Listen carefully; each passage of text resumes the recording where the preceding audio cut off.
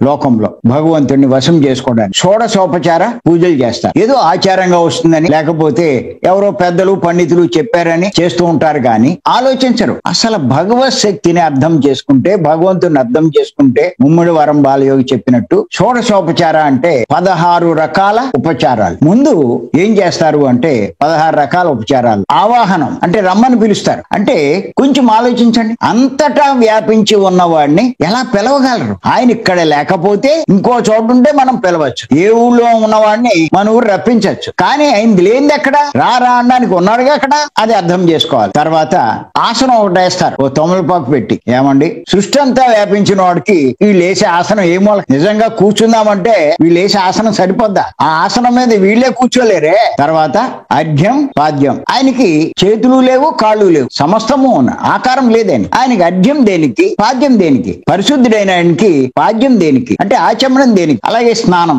ఏమండి 2 చొక్కలు నీళ్లు చల్లుతారు. నిత్య నిర్మలుడికి స్నానం దేనికి? అలాగే వస్త్రం సమర్పిస్తారు. ఆయనకు అంత గొప్పవాడికి ఏ వస్త్రం సరిపోదు. అలాగే యజ్ఞోపవీతం సమర్పిస్తారు. ఆయన అన్నిటికీ అతీతుడు, గోత్రాలకు వర్ణాలకు అతీతుడు. ఆయనకి జన్యం దేనికి? అలాగే ఆభరణం సమర్పిస్తారు. మహిమతో వెలిగిపోయే ఆయనకు ఆభరణం ఎందుకు? ఏ ఆభరణం ఆయన ప్రకాశింపజేస్తుంది? మనం బంగారు ఆభరణాలు ధరిస్తే కాస్త వాటి వల్ల మనకు కాస్త ప్రకాశిస్తాము. మన దగ్గర ఎక్కడ ఉంది ప్రకాశం? ఆయన కోటి సూర్యుల కాంతి కలవాడు. ఆయనకి మనం ఇచ్చే ఆభరణం ఏమో గంధం.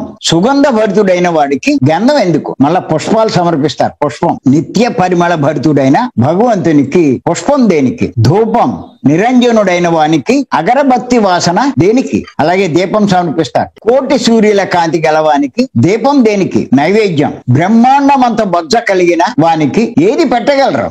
బ్రహ్మాండం అంతా ఆయన బొజ్జే. తాంబూలం. విశ్వానికే ఆనందాన్ని ఇచ్చే వానికి తాంబూలం దేనికి? ఆయన సంతోషపరచాలంటే ఆయనే విశ్వాన్ని సంతోషపరుస్తున్నాడు. ఆయనకి తాంబూలం దేనికి? ప్రదక్షిణం. విశ్వమంతా వ్యాపించి ఉన్న వానికి ప్రదక్షిణం చేయగలరా? నమస్కారం.